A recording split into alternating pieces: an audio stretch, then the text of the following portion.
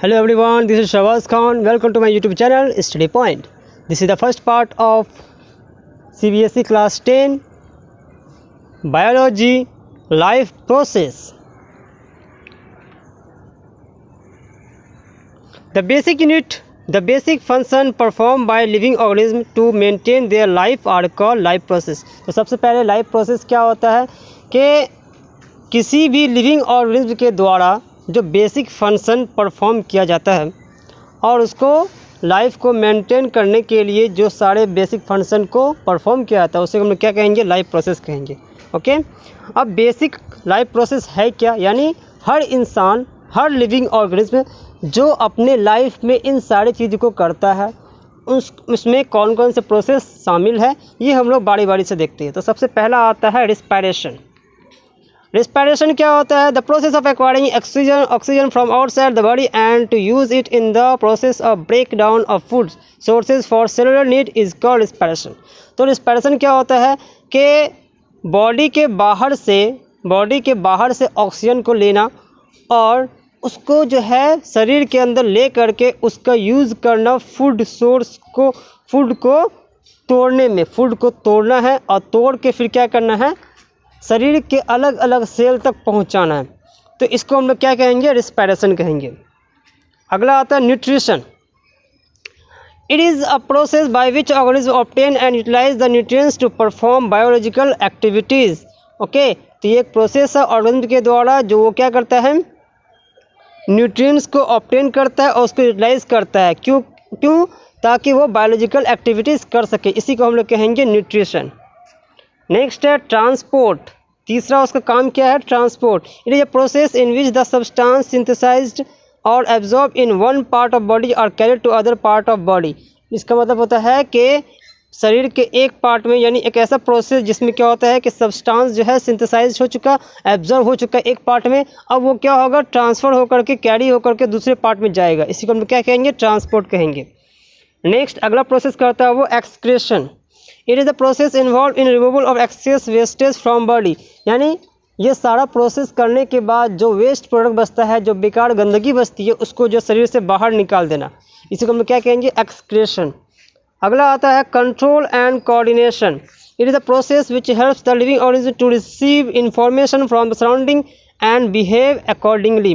ये control coordination में क्या होता है कि इसमें लिविंग ऑर्गेनिज्म क्या करता है, वो आसपास के सराउंडिंग में होने वाले जो एक्टिविटीज़ होते हैं उन सारे एक्टिविटीज़ को वो क्या करता है, इंफॉर्मेशन को वो रिसीव करता है और जैसा ज़रूरत पड़ता है उस आधार पर फिर बिहेव करता है. तो इसी को हम लोग क्या कहेंगे, control and coordination.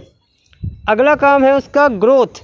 The permanent increase in size of the organism. यानी ऑर्गेनिज्म, लिविंग ऑर्गेनिज्म क्या करेगा, वो अपने साइज में इंक्रीज करेगा जो परमानेंट होगा, यानी एक बार बढ़ गया तो वो घटने वाला नहीं है. इसी को हम लोग क्या कहेंगे, ग्रोथ कहेंगे. तो ये उसका काम हो गया लाइफ प्रोसेस में. अगला उसका काम क्या है, movement and locomotion.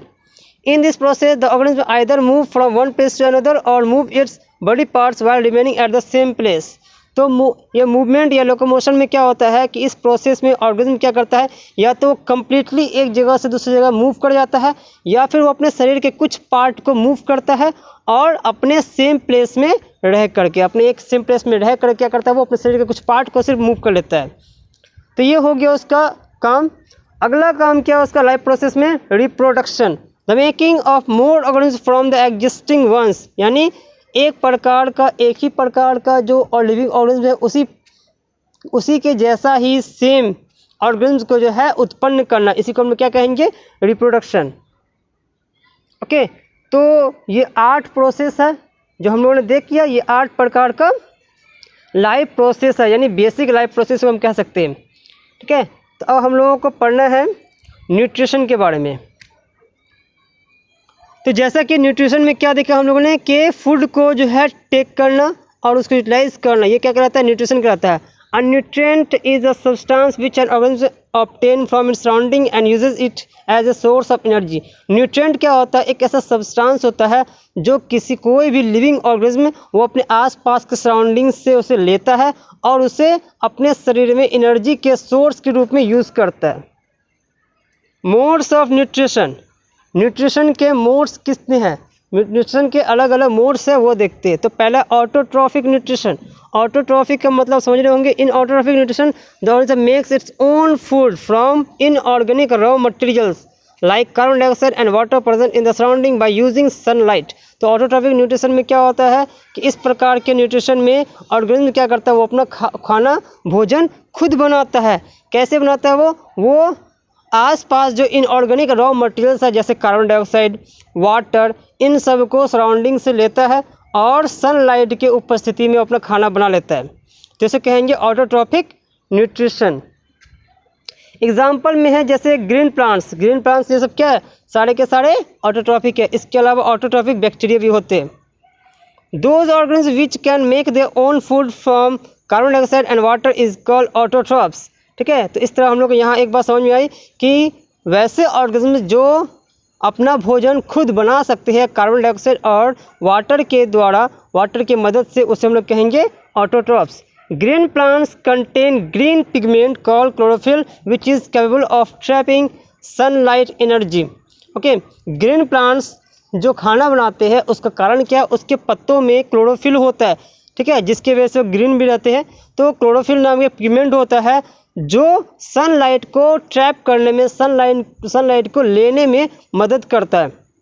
The process by which green plants make their own food from carbon dioxide and water in the presence of chlorophyll is called photosynthesis.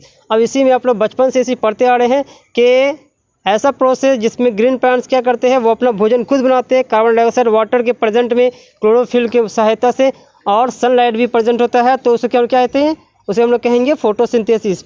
तो यहाँ इसका फॉर्मूला दिया हुआ है। फोटोसिंथेसिस में क्या होता है, कार्बन डाइऑक्साइड और वाटर के ले करके ये C6H12O6 बनाया जाता है और ऑक्सीजन मुक्त होता है, ऑक्सीजन फ्री होता है। जिस ऑक्सीजन को क्या करते हैं हम लोग फिर लेने का काम करते हैं। हम एनिमल्स जो है, हम लोग ह्यूमन बींग्स इस ऑक्सीजन को लेते हैं। तो आइए देखते हैं कि इस फोटोसिंथेसिस में क्या होता है। The carbon dioxide gas is taken from air. Carbon dioxide gas को क्या कहते हैं, एयर से लिया जाता है। वाटर को सॉइल से लिया जाता है। सनलाइट जो प्रोवाइड एनर्जी करता है, केमिकल रिएक्शन करने के लिए एनर्जी देता है। और क्लोरोफिल क्या करता है, वो सनलाइट को एब्जॉर्ब करने में मदद करता है। तो अब जो है फोटोसिंथेसिस में ये हो गया पहला काम। दूसरा काम क्या होता है कि the carbon dioxide enters the leaves through tiny pores called stomata. Water is transported to leaves from soil through stem and roots. Carbon dioxide ये पत्तों तक पहुंचता कैसे है, तो पत्तों में जो है छोटे छोटे छिद्र होते हैं स्टोमाटा, उससे ये चले जाते हैं। और वाटर जो है वो पत्तों तक पहुंचते हैं रूट्स और स्टीम्स के द्वारा, जो सॉइल से वो पानी को लेते हैं और फिर इसे पत्तों तक पहुंचा देते हैं। The end product of photosynthesis are oxygen and glucose. तो आपको याद रखना है कि फोटोसिंथेसिस में जो एंड प्रोडक्ट है, जो सबसे लास्ट में जो प्रोडक्ट बनता है, उसे क्या होते हैं, वो होता है ऑक्सीजन और glucose. The extra glucose is converted into starch carbohydrate. It is stored in the leaves of plants. जो एक्स्ट्रा ग्लूकोज बचता है, यानी जो लोग ग्लूकोज बनाते हैं तो कुछ वो लोग तो खाने के रूप में ले लेते हैं, यानी अपने आप को जो मेंटेन करने में लगा लेते हैं लाइफ प्रोसेस को, और कुछ जो एक्स्ट्रा बच जाता है उसको जो है वो लोग स्टार्च के रूप में जमा कर लेते हैं, यानी कार्बोहाइड्रेट के रूप में जमा कर लेते हैं, जो उसके पत्तों में जमा होता है, प्लांट्स के पत्तों में जमा होता है। Photosynthesis takes place in 3 steps. तो फोटोसिंथेसिस जो है 3 स्टेप्स में ख़त्म होता है। सबसे पहले absorption of light energy by chlorophyll. Chlorophyll के द्वारा क्या होता है, लाइट एनर्जी को एब्जॉर्ब किया जाता है। Number 2, conversion of light energy into chemical energy and splitting of water into hydrogen and oxygen.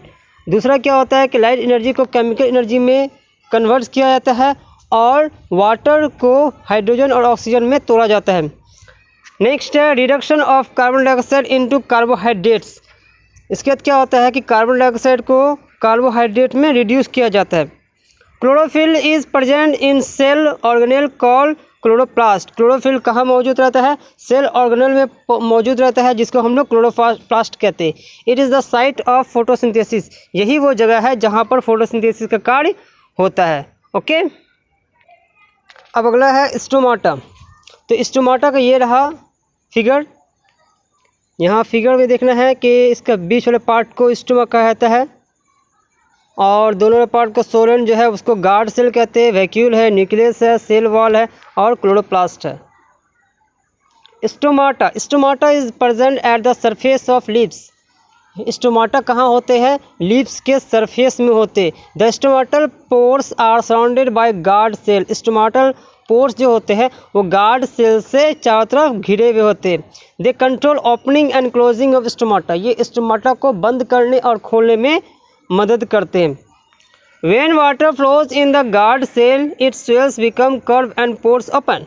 जब वाटर जो है गार्ड सेल के अंदर जाता है, ओके, तो ये क्या होता है? ये फूल जाता है और कर्व बन जाता है और पोर्स जो है खुल जाते हैं। जब when it loses water, जब ये वाटर लूज़ करता है तो गार्ड सेल क्या होते हैं? वो श्रिंक हो जाते हैं, सिकुड़ जाते हैं और सिकुड़ के वो क्या होते हैं? वो सीधा हो जाते हैं और पोर्स बंद हो जाते हैं। The gases exchange in plant take place through stomata. Stomata के द्वारा ही क्या गैस का एक्सचेंज होता है, चाहे कार्बन डाइऑक्साइड को लेना हो या ऑक्सीजन को हवा में छोड़ना हो, ये सब जो है स्टोमाटा के द्वारा होता है। In broad leaf plants stomata is present in lower surface. जो बड़े पत्ते होते हैं, ब्रॉड लीफ होते हैं, तो उसमें क्या होता है? स्टोमाटा वो लोअर सरफेस में मौजूद रहता है। और जबकि नैरो लीफ प्लांट में क्या होता है? स्टोमाटा जो है वो लोअर में भी होता है और अपर में भी होता है। ओके, तो आज के लिए इतना ही। वीडियो कैसा लगा कमेंट जरूर कीजिएगा। वीडियो को लाइक कीजिए, शेयर कीजिए, चैनल को सब्सक्राइब कीजिए और बेल आइकन को दबाना ना भूलें। Okay, thank you.